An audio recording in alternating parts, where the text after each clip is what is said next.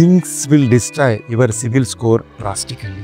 మన సిబిల్ స్కోర్ను చాలా దారుణంగా తగ్గించే విషయాలు: క్రెడిట్ కార్డు బిల్లులు లేదా రుణ చెల్లింపులు ఆలస్యం చేయడం.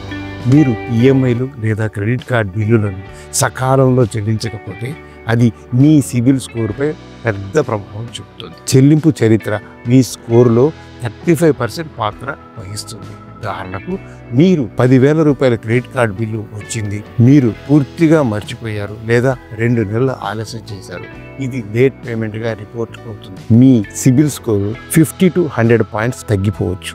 లోన్ డిఫాల్ట్ చేయడం, చెల్లించలేక వదిలేయడం, రుణాన్ని పూర్తిగా చెల్లించకుండా వదిలేస్తే లేదా బ్యాంకుతో సెటిల్మెంట్ చేస్తే ఇది మీ స్కోర్ను దీర్ఘకాలంలో దెబ్బతీస్తుంది. ఉదాహరణకు, మీరు ఎడ్యుకేషన్ లోన్ తీసుకొని 6 నెలల పాటు ఈఎంఐ చెల్లించలేదు.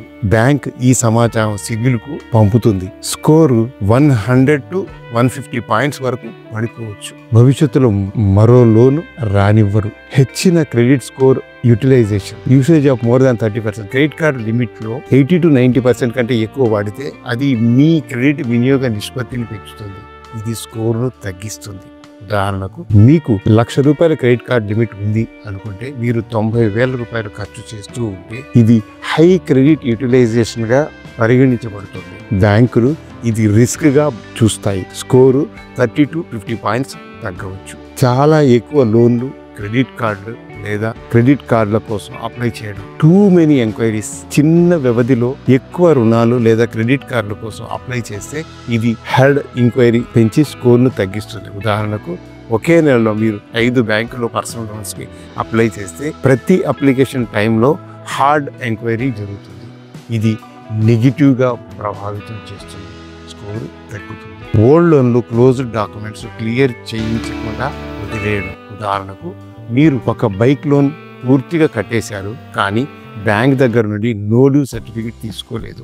అది ఇంకా యాక్టివ్ లాంటి స్టేటస్ లో ఉంటుంది. ఇది స్కోరుపై ప్రభావం చూపుతుంది. కో-సైనర్ గా లేదా గ్యారంటర్ గా డిఫాల్ట్ కు బాధ్యత. ఎవరి కోసమైనా గ్యారంటీ ఇచ్చి వారు చెల్లించకపోతే మీ స్కోరు కూడా ప్రభావితం అవుతుంది. పాత ఖాతాలను మూసివేయడం, మీరు పాత సక్రమంగా నడిచిన క్రెడిట్ ఖాతాలను క్లోజ్ చేస్తే మీ క్రెడిట్ చరిత్ర పొడవు తగ్గి స్కోరుపై ప్రభావం చూపుతుంది. సెటిల్మెంట్, మీ రుణాన్ని పూర్తిగా చెల్లించకుండా కొంత తక్కువ మొత్తానికి సెటిల్ చేసుకోవడం మీ క్రెడిట్ రిపోర్ట్లో ప్రతికూల గుర్తింపును వదిలివేస్తుంది మరియు భవిష్యత్తులో రుణం పొందడం కష్టతరంగా మారుతుంది. తప్పు క్రెడిట్ రిపోర్ట్, కొన్నిసార్లు మీ క్రెడిట్ స్కోర్ రిపోర్ట్లో తప్పులు ఉండవచ్చు. దీనివల్ల మీ స్కోరు తప్పుగా చూపించబడుతుంది.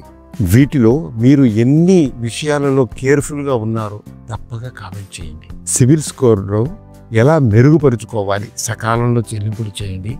మీ అన్ని లోన్లు, ఈఎంఐలు మరియు క్రెడిట్ కార్డు బిల్లులను ఎల్లప్పుడూ గడువు తేదీలోగా చెల్లించండి. ఆటో పేమెంట్ లేదా రిమైండర్లను సెటప్ చేయడం సహాయపడుతుంది. క్రెడిట్ వినియోగాన్ని తగ్గించండి. మీ క్రెడిట్ పరిమితిలో 30% కంటే తక్కువ ఉపయోగించడానికి ప్రయత్నించండి. మీకు ఎక్కువ క్రెడిట్ పరిమితి ఉంటే మీ వినియోగ నిష్పత్తి తక్కువగా ఉంటుంది. కొత్త క్రెడిట్ కోసం దరఖాస్తులను పరిమితం చేయండి. మీకు నిజంగా అవసరమైనప్పుడు మాత్రమే కొత్త రుణాలు లేదా క్రెడిట్ కార్డుల కోసం దరఖాస్తు చేయండి. మీ సిబిల్ రిపోర్ట్ను క్రమం తప్పకుండా తనిఖీ చేస్తూ ఉండండి మరియు ఏవైనా తప్పులు ఉంటే వాటిని సరిచేసుకోవడానికి చర్యలు తీసుకోండి. సెటిల్మెంట్కు బదులుగా పూర్తి చెల్లింపులు చేసి క్లోజ్ చేయండి. వీలైతే మీ బకాయిలను పూర్తిగా చెల్లించడానికి ప్రయత్నించండి. సెటిల్మెంట్ మీ క్రెడిట్ హిస్టరీని ప్రతికూల ముద్ర వేస్తుంది. మంచి క్రెడిట్ మిక్స్ను నిర్వహించండి.